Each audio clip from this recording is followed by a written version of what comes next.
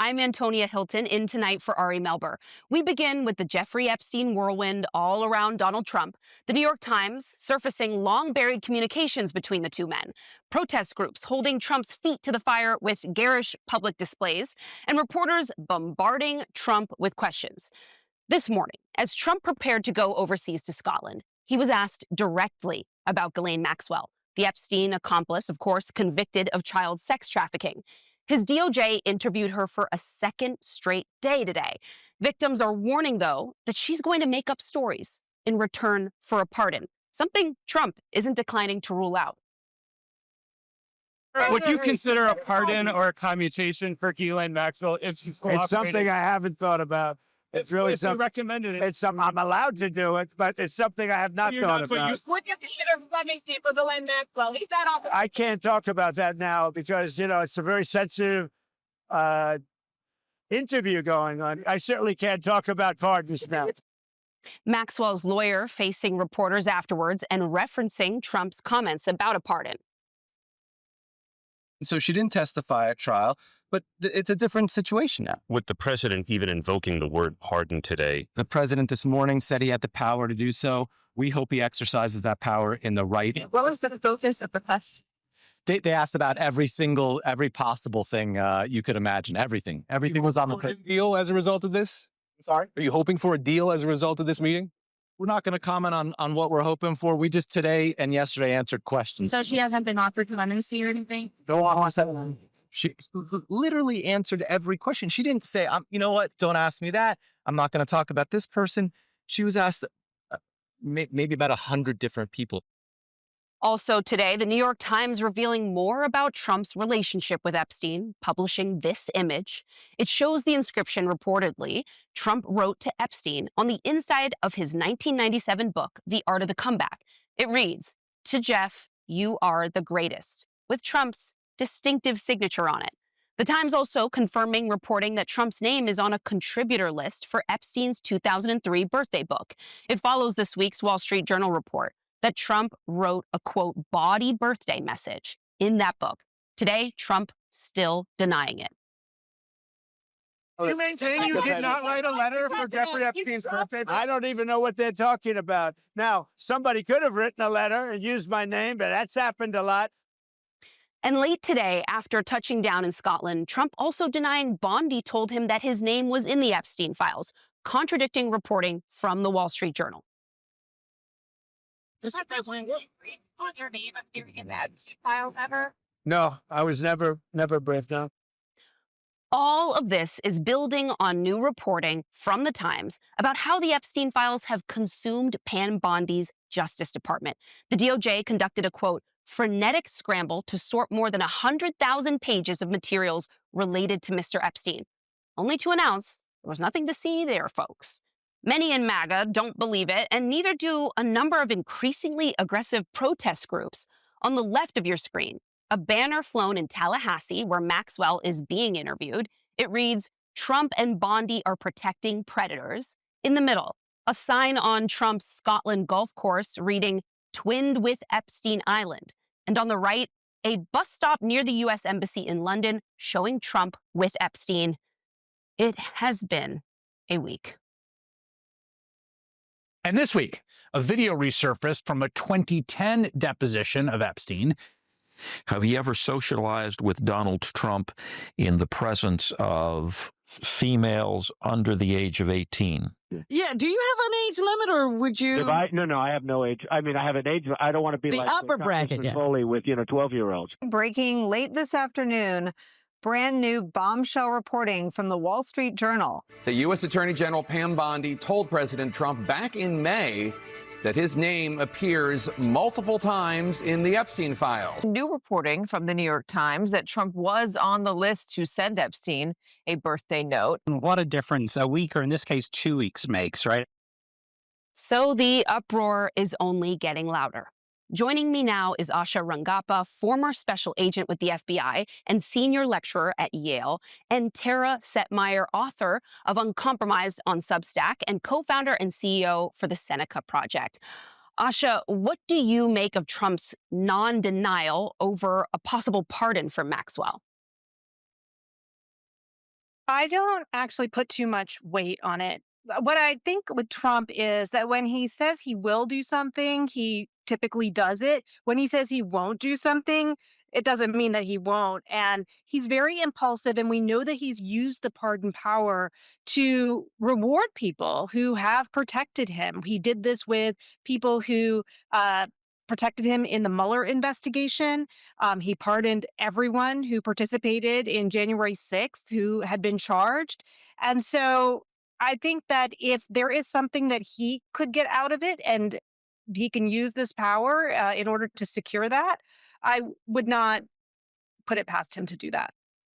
Tara, what do you make of the optics of this possible pardon? However, as some of our colleagues have been talking about throughout the day today, Jen Psaki had one of the victims, the survivors, on with her last night. They're really the center of this case, this story. But it's kind of it seems to be the dynamic around these possible pardons, the politics of all of this that have overtaken it. And the optics are a bit strange. I mean, look, Todd Blanche personally worked for Donald Trump, not necessarily an expert actually in this kind of case. Do people kind of get the impression, do voters, you think, get the impression that an honest deal may be brokered here? Is he going in as a representative of the DOJ, I guess, or is he going in as kind of a side deal maker, you think? Oh, well, Todd Blanche is definitely going in as a henchman for Donald Trump. That's why Donald Trump installed all of these people in these positions. They're carrying out his will against tradition, against, in some cases, what people would consider lawful actions, against what the Constitution says, which is why they've been challenged so many times in court. So it's the more that people keep talking about this and pointing out the fact that Todd Blanche was Donald Trump's personal attorney. It's highly unusual, as Asha knows, for the Deputy Attorney General to even be involved in something like this. And all of a sudden, since Donald Trump has been hysterical, throwing hissy fits on Truth Social and at press conferences over this issue for a month and a half because he can't make it go away. Now, all of a sudden, Ghislaine Maxwell is going to come in and save the day, possibly for him to help change the subject. There has not been enough focus on the fact that this is a wretched woman who was convicted and in prison for 20 years for being a child sex trafficker. She's nobody's victim, which is what the other side is trying to do now, trying to change the storyline. She's not a victim. The real victims in this case are the hundreds of women and young girls who were raped, who were sexually assaulted, who were held captive against their own will, who were sex trafficked by Jeffrey Epstein and Ghislaine Maxwell. This is the person that the Donald Trump's Justice Department wants to potentially talk to and cut a deal with to try to save him and change the narrative. She has zero credibility. She's been convicted of perjury as well. And anyone who's been paying attention, you don't have to have a law degree to know that when someone is in prison for 20 years and there's a possibility for them to curry favor with the one person on the planet who could, with the stroke of a pen, get her out of prison, she's going to say whatever she needs to get out of prison. So it's all in bad faith. And the people who claim to be so invested in child pornography and stopping child sex trafficking and pedophilia, are they really going to allow Donald Trump and his minions to cut a deal with a convicted child sex trafficker? They need to reconcile that. And I think it's going to be very difficult to do as long as we keep putting attention on the real victims here in this, who are the women and young girls. Asha, on that point, it was interesting. We played some sound of Maxwell's attorney speaking to reporters earlier, but there were some other parts of his remarks that interested me. In some of his statements, he started to kind of argue that she's been treated unfairly through this whole process, that she's had her honesty unfairly questioned, that she was treated worse than an animal in jail at one point. Do you think they're trying to lay the groundwork, both her legal team and then sort of the right-wing podcast and reactionary infrastructure around this whole thing? Are they trying to lay the groundwork here to change the story about who Maxwell is? And if so, can you remind us who Maxwell is? Yeah, I think they would have to change the narrative, as Tara pointed out, to make her into a victim in order for some kind of pardon or clemency to I guess, create the story around it. But As Tara pointed out, she was charged with 2 counts of perjury for lying during a deposition about her participation in sexual acts with minors with Jeffrey Epstein. The other piece of this to emphasize, as Tara did as well, is that she was an active participant. She was someone who actually participated in the abuse and assault of these women. One thing I would just also note is that there have apparently been hundreds of FBI agents going through thousands of files, thousands of pages, which would include, by the way, witness testimony, interviews, all kinds of evidence and documents. It's hard for me to believe that there's any information that she could provide now, 3 years after she's been convicted, that And somehow how the FBI unusual is that, by the way, for them to be going through that amount of documents in a relatively short amount of time? Is that typical work for this department? No, typical work for this department is to be investigating cases of other sex traffickers or, Chinese cyber crimes or violent offenders or, any number of federal crimes that the FBI does. And what we've seen is that under Trump's Justice Department, hundreds of agents have now been, they're going through the Epstein files. They're helping ICE with immigration raids, which is not what the FBI is trained to do. Apparently now there's going to be some of them on some kind of strike task force to investigate Obama for the investigation into Russian election interference in 2016. So it's, the greatest hits are coming back. And this just makes us less safe because it means the agents aren't doing the things that they do to protect national security. Asha Rangapa, Tara Setmeyer, thank you both for joining tonight. Coming up, our breakdown of how Trump officials are moving the goalposts on the media and eyeing their very next targets. Plus, a special guest at the heart of the debate over free speech and Trump's abuse of power. Mahmoud Khalil is live here in the studio. But first, how Democrats are already launching attack ads hitting Republicans on the Epstein crisis. We're back in 90 seconds.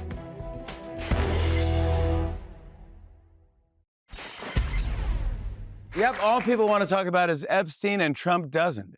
It's annoying. It's like getting to sit down with Buzz Aldrin and him saying, "You can ask me anything except the moon."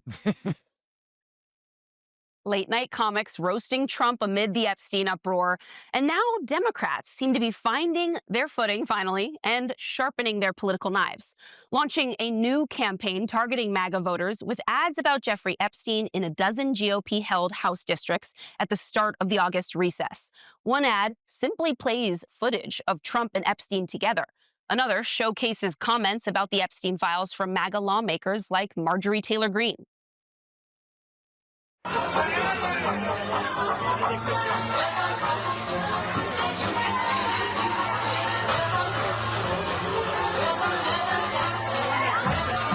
This is a serious issue. The highest volume of calls into my office have been about Epstein. Democrats smell weakness and opportunity. Trump's approval rating absolutely cratering to 37%, a second-term low, while prominent MAGA influencers and so-called broadcasters widen their attacks to include Trump Attorney General Pam Bondi. Yeah. Trump is protecting other pedophiles. Facts. Like, that's what it is. Or Pam Bondi, as I call her, dropped the ball as it relates to the Epstein investigation. Just because your name is in there doesn't mean you're guilty. Okay, and I think that's what they're trying to freaking cover up. He is rebuking the base, like almost like spitting in their face. It's a mess. It's a mess. It is. And the longer she keeps doing that and has a job, it falls on the president. And anger towards Bondi is also coming from some House Republicans, blaming Bondi, who touted a potential client list before pouring cold water all over it, for fumbling the Epstein saga badly, as Politico reports. Joining me now is David Litt, former speechwriter for President Obama. His new book, It's Only Drowning, A True Story of Learning to Surf and the Search for Common Ground. David, it's great to see you again. We were at the table together about a week ago over the weekend. And at the time, all of us were not quite sure how this whole thing was going to unfold. I think we knew it was spiraling out of control. But now, days later, what's your assessment of where we are? Are you surprised at the number of developments that have happened in just the last 5-6 days? I'm not surprised by most of it. I am surprised that they shut down Congress over this, right? Like, on one hand, who among us hasn't shut down our workplace in order to help our boss cover up in a long-time association with a notorious sex criminal? On the other hand, it's a little weird, right? And it's particularly weird because of the urgency with which Mike Johnson passed tax cuts for wealthy people and kicked working people off Medicaid. And now when it comes to exposing wrongdoing by wealthy donors, not to mention the president himself potentially, he's like, oh, okay, it's time for an early vacation. So I do think that kind of thing, you heard a clip of Andrew Schultz saying this, people in parts of the MAGA coalition aren't just saying this is about Epstein, they're taking it personally. And I'm not surprised by that, but at the same time, I think you have a lot of Republicans who are pretty concerned about what's happening. Do you think there's a chance of a real fever break happening here? It's been interesting, in particular, to watch the Tulsi Gabbard baseless conspiracy theorizing around former President Obama, who that hasn't really broken through. Even Republicans have kind of been like, this thing isn't going to work for us. We have to address the Epstein issue. That surprised me at some points. I think it's so transparently a distraction, even for a president and administration that loves transparent distractions, that in this case, I think that's why this just hasn't worked. It's interesting to me, we were talking about this over the weekend. It's, the book that I wrote this book about surfing with my Joe Rogan superfan brother-in-law. And the thing that he texted me about recently was South Park, right? It actually wasn't one of the sort of Manosphere podcasts, but it's South Park. And that's the kind of thing that's breaking through. And I think it's a bigger story than just Epstein. This is the Republican Party becoming the establishment again. And it's the people who are on the outside saying, let's take down the sacred cows. Let's go after the people who are looking down their noses at the rest of us. They think they can get away with anything. That's suddenly becoming an anti-Trump position, where during the campaign, it was cast as a very anti-Democrat, anti-Harris position. That's interesting. So basically, this whole world that built itself on the internet and the audio space that argued that they were the anti-government truth tellers, going to call it like they see it, they're now in an uncomfortable position because their people, literally podcasters like Bongino, they are in government now. They are the deep state, if that's what you want to call it. Yeah, it's the Jafar problem. That's right, like at the end, not to spoil Aladdin, but at the end of Aladdin. I think most of our viewers have seen it. I think it's okay, right? And it's like, okay, you wanted to be a genie, you've got it, you've got everything that comes with it. They have all the power. Trump loves talking about how he can do whatever he wants. Well, he could release the Epstein files if he wanted, right? He can't hide behind saying, oh, the deep state won't let me anymore. And because of that, now Trump starts to look like the deep state. Are you surprised at all that Epstein is the thing that has helped Democrats kind of find their voice and stop, standing on their back foot? I think that it's not so surprising to me that this is an issue that Democrats can seize on because it's something that everyone's already talking about. What surprises me, and I think it's everyone who's talking about this, I have yet to hear someone explain it, is why would Trump not see this coming and release these files, right? So it's this weird behavior that sort of says, he knows how the media works. He knows that this was something his base wanted.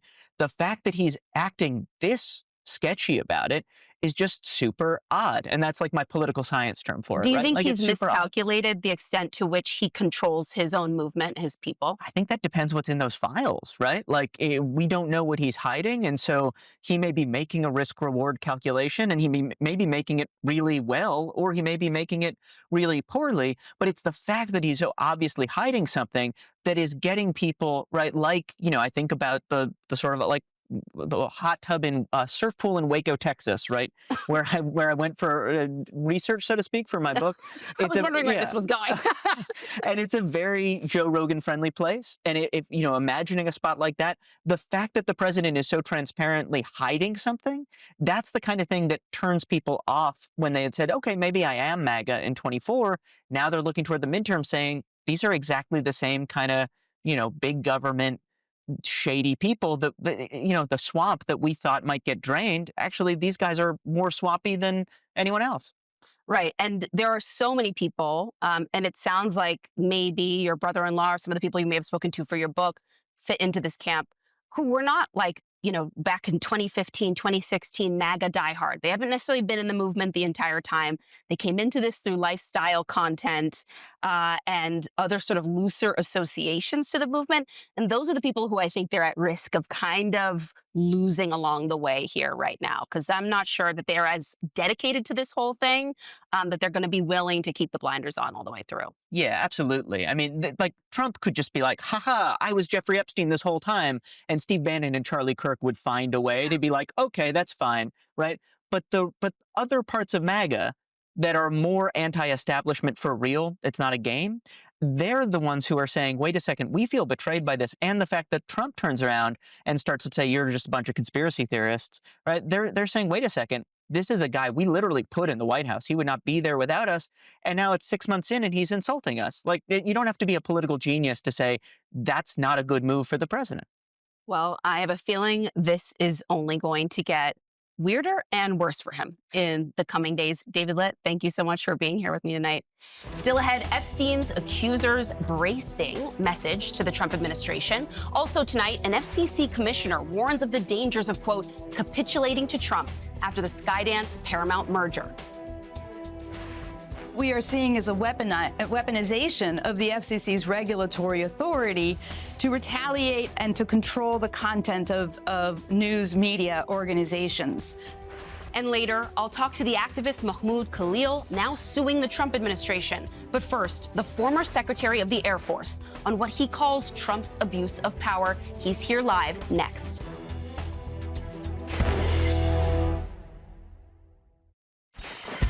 Now to some major developments in Donald Trump's power grab. As some corporations bend the knee to Trump, Trump's FCC approving the $8 billion Paramount Skydance merger, just days after Skydance vowed to end DEI policies and hire someone to look into, quote, complaints of bias at CBS News. The FCC's lone Democratic commissioner speaking out on MSNBC today, raising concerns about how all of this has played out. We are seeing is a weaponization of the FCC's regulatory authority to retaliate and to control the content of news media organizations. What this administration was able to get was a condition that has never before seen control of editorial decisions in the newsroom content. And that is very problematic. Our First Amendment prohibits the government from interfering in freedom of the press. And that is a direct violation of our First Amendment freedoms. The Times characterizing this as, quote, using the levers of government power against the news industry. Trump letting the public know he's actually getting even more out of the deal than we all initially thought, saying he'll receive an extra $20 million for advertising and PSAs from Paramount on causes that matter to him.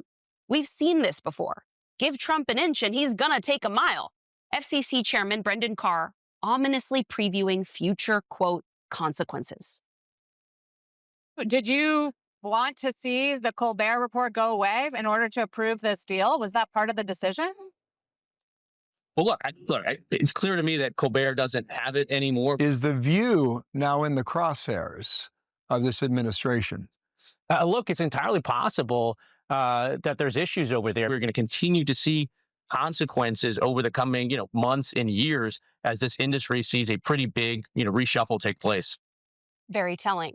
All of this raising questions now of just how far the administration is going to go, which has already been farther than Trump's first presidency. This time, he's making good on promises of targeting political rivals, some of his critics and Democratic leaders now facing federal probes, also intimidating law firms, universities, and of course, media networks into accommodating his agenda or paying up. One former Biden administration official writing in the Times, quote, American institutions are under attack and experiencing a new sense of trepidation. Fear is the universal tool of authoritarians, and it is a clear sign that our democracy is in danger, that so many Americans now have reason to fear their government. Joining me now is the author of that op-ed, Frank Kendall, who served as former Air Force Secretary in the Biden administration. Secretary Kendall, thank you for being here. What inspired you to write this op-ed now, and where are you most concerned fear is taking hold? I think it's almost universal. I wrote a piece back in February, and I said at that time that America had a rogue president. Nothing has changed that view. and the abuse of power has just manifested itself in so many ways over the last several months. It's essentially the weaponization of all the powers of the executive branch to compel behaviors that the president seems to want. Now, you just talked about it with the FCC. In my entire history, being in and out of government, no one's ever been afraid that the government was going to use powers that were irrelevant to whatever issue was at hand to force behaviors that are consistent with the political views or the priorities of government. That's just never even been something people considered. Here we are. And we're seeing it everywhere. I mentioned a few communities. I mentioned the national security community that I'm very intimately connected with. Legal community. I'm also a lawyer. Universities, industry. It's everywhere. And essentially, what we're seeing for the first time in, I think, American history is a government that is willing to use any lever that it has to compel people to do what it wants them to do. What was it like for you to hear some of the clips we just played there, Brendan Carr at the FCC, in reaction to reporters' questions about who they might essentially target next? Were you surprised that he left the window open so obviously? No, I'm not surprised by anything like that comes out of this administration. They're trying to let people know that if you don't play ball with us and do what we want, you're going to pay the price for that. And you're going to do it with any of the tools that we have available to inflict pain on you. And that's what we're seeing. I want to ask you, too, I don't know if you've seen the news about the legendary painter Amy Sherald. She, this week, announced that she's canceling her upcoming Smithsonian show, which for all artists, I feel comfortable saying, is a lifelong dream to be able to have a museum survey of that kind.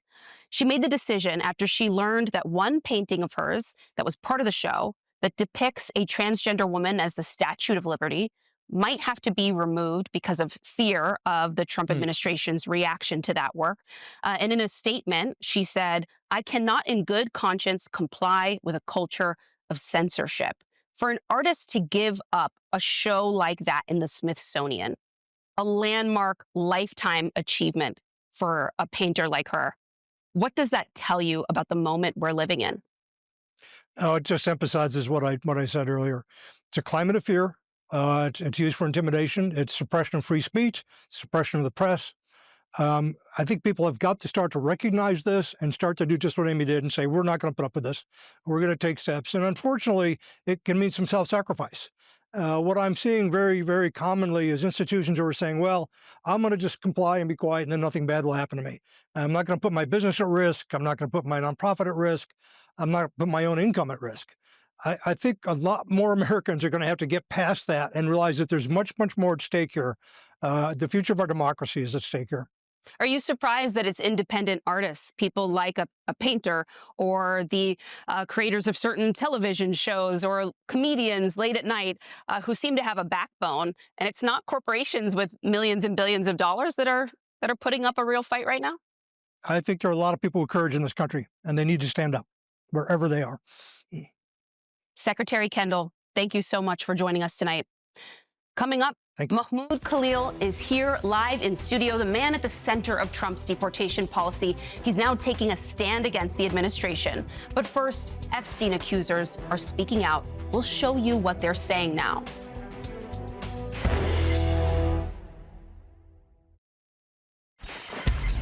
There needs to be the transparency because there are women here, many women, that have gone through these lived experiences that is something that cannot be taken away or simply shut down. We all deserve a pathway to justice, and then we don't deserve to have it yet again robbed from us because so much has already been taken. Epstein accuser Teresa Helm calling for more transparency from the Trump administration. Another accuser, Maria Farmer, has been speaking out on her experience with Donald Trump and Jeffrey Epstein together. She tells the New York Times about an encounter from 1995. She recalled Mr. Trump hovering over her and how she felt scared as he stared at her bare legs. Then Mr. Epstein entered the room and she alleges he said to Mr. Trump, "No, she's not here for you." Farmer told our colleague Jen Psaki about the backlash she's faced since telling her story. I reported this almost 3 decades ago. So a lot of people will say, oh, why is she just coming forward now? And they think it's political. I have to say, like, Donald Trump was a Democrat when I reported him. So him saying that this was a Republican thing, this is not a partisan thing. This is pedophilia. Anyone can be a pedophile. Dateline spoke to many of Epstein's accusers in 2019 about their experiences, newly relevant amidst the Epstein file controversy. We should note these interviews took place in 2019, before Ghislaine Maxwell's arrest. What did it mean to stand up in court, to meet each other, to hear other stories? It was such a powerful moment to stand in court, knowing how we all had this common experience. And we didn't know each other, but we did. Do you feel let down by the justice system? I don't know if you girls feel the same, but I feel let down. They failed us before. Don't fail us again. That's all we're asking. Take us serious. I think that there should be still some accountability for a lot of the people that were enabling Epstein. You don't have to take my voice and believe everything I say, but follow the facts. Look at the flight logs. Sadly, one of the victims, Virginia Giuffre, who you saw moments ago in that Dateline interview, took her own life earlier this year. The push for accountability may be as relevant as ever now, given Trump's talk of clemency for Maxwell, and with a Newsmax host musing that perhaps Maxwell doesn't deserve her prison sentence for child sex trafficking. I do have a feeling that she just might be a victim. She just might be. She deserves to be out. And maybe she never deserved to be in there in the first place. I don't know, but I'm skeptical of everything and everybody these days, and you should be too. But in case there's any doubt about the crimes at hand, take a look at new Epstein deposition video from 2012, repeatedly taking the fifth when asking about sex with minors. How many times have you solicited for prostitution? I'm going to invoke my Fifth Amendment right. How many times have you solicited a minor for prostitution? Same answer. How many times have you solicited for prostitution in the state of Florida? Same answer. How many times have you solicited a minor for prostitution in the state of Florida? Same answer. How many times have you solicited for prostitution in the Virgin Islands? Please stop it here just for a second.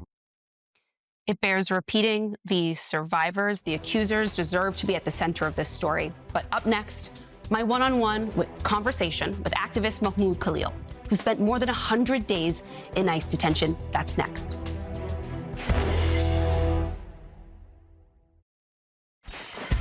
There's outrage on campuses nationwide as the Trump administration revs up its deportation agenda against student activists and punishing universities over their handling of protests against the war in Gaza. Columbia University bending to a massive $200 million fine to settle with Trump this week for fear of losing federal funding. This amid troubling news that the university has suspended and expelled students who participated in protests. Nearly 80 students were reportedly affected. Student activists now fighting back, resulting in a legal clash the New York Times calls truly unprecedented on all fronts. The administration's tactics have, quote, no obvious parallel as Trump, quote, pushes the bounds of executive power and defies legal limits to carry out his agenda. My next guest, Mahmoud Khalil, is the face at the center of this fight. The Columbia University graduate was a vocal leader of the campus protests, detained earlier this year for months by the Trump administration in a controversial Louisiana detention site, missing the birth of his first son. He was released on bond last month. Federal courts have called the Trump administration's actions in this case unconstitutional. Now, Khalil's filed a $20 million claim against the administration, saying he was, quote, falsely arrested, imprisoned, maliciously prosecuted, and suffered intentionally inflicted emotional distress, alleging this was retaliation, punishing him for exercising his constitutionally protected speech, telling reporters this is about accountability, not money, saying he would also simply accept an official apology from the Trump administration instead. This week, Khalil met with lawmakers in Washington, D.C. to continue advocating for Palestinians. Mahmoud, Khalil, thank you for being here. It's great to see you again. So I want to begin with how you are doing after spending more than 100 days in a detention site, a controversial one in Louisiana. What has it been like for you, your wife, and your son? Thank you so much, Antonia, for having me. I'm recovering right now, and I'm prioritizing being with my family, but also fighting for accountability in my case, and at the same time continuing advocating for my people. As we speak, Palestinians are being starved to death. Over 100 Palestinians died. Or were starved to death by Israel just as of yesterday. So it's a lot of these moving pieces happening to me in my case. I want to take a break. It's just I don't think a genocide can actually take a break. It's been interesting to see the dialogue here domestically and globally just these last few days. To many people, it feels like we're now at an inflection point, a turning point. We see some lawmakers speaking out forcefully who haven't always done so in the past. And I'm curious what you make of these shifts. You just met with lawmakers. Are they starting to say things to you that maybe they haven't shared with the public? Where do you think the mood, the concern is going? I mean, the lawmakers I've met, all of them were very, very supportive of my case. And now they realize, and that's I think why a lot of lawmakers now are becoming more public and more vocal, because they're realizing that the Trump administration is taking the country into authoritarianism. Because what we see in my case in specific is actually the Trump administration going the extra mile to prosecute me for my speech, for things that should be protected by the Constitution. And now there is this consensus that it wouldn't stop at the case of Mahmoud Khalil. It would actually, this administration's main goal is to chill speech across the country, to make me an example, so that anyone who dares to oppose the practices of this administration would be punished or would be jailed.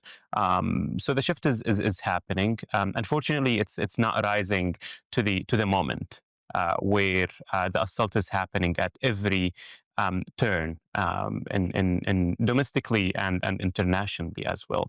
That's why I'm not stopping. I'm keeping up with advocacy, with meetings, with lawsuits, because there has to be accountability. There has to be pushback, whether on the legal front, but also in the streets as well. So you filed this $20 million lawsuit against the Trump administration. You're alleging malicious prosecution, but also essentially that they've smeared you. And even this week, they've continued to call you an anti-Semite, to say you're, quote, a terrorist sympathizer, as they seek to, they're still pushing to, remove you from the United States. How do you respond to these claims that they continue to push? Yeah.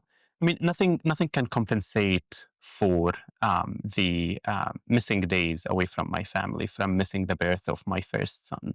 And my lawsuit is just an attempt to seek accountability. And the federal judge ruled that these attacks against me were likely unconstitutional. And the administration failed to present evidence to support their allegations. That's why I will continue to seek accountability. That's why they are trying to just like smear me online without actually presenting anything in court, because they don't have a case. However, they are waging this lawfare against me by appealing my release, appealing any decision we get in our favor, and we've been very successful on the federal front of the case. Just now, a federal judge denied the Trump administration stay on the constitutionality of my detention, which shows that this administration knows that what they are doing is an overreach. They know that it is illegal. However, they don't feel that they should pay back.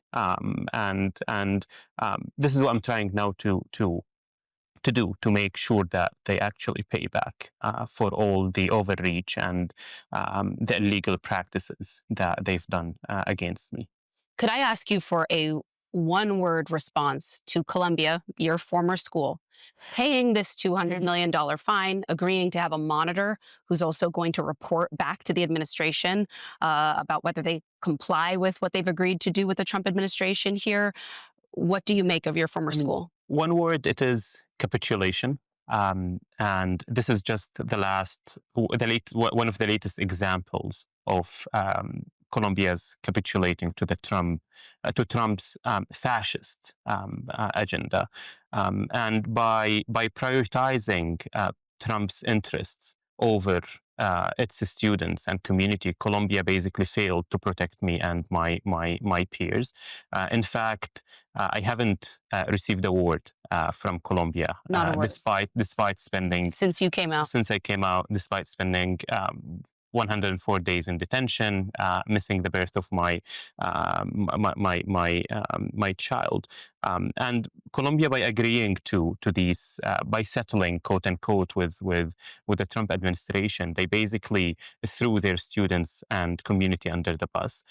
They emboldened a very dehumanizing and racist anti-Palestinian rhetoric across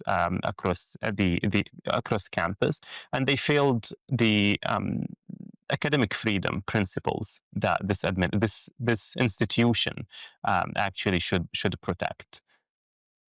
Thank you so much for joining and continuing to speak with reporters like me. I think most people imagine that after 104 days in a detention center, you might want to rest. But yeah, we have no choice. We need to continue fight. Otherwise, they will come after every one of us. Thank you, Mahmoud, Khalil. Thank you. Good to see you again. Thank you. Up next, George Santos reports to prison. So that does it for me tonight. You can see me tomorrow on the Weekend Primetime, along with Eamon, Catherine, and Elise.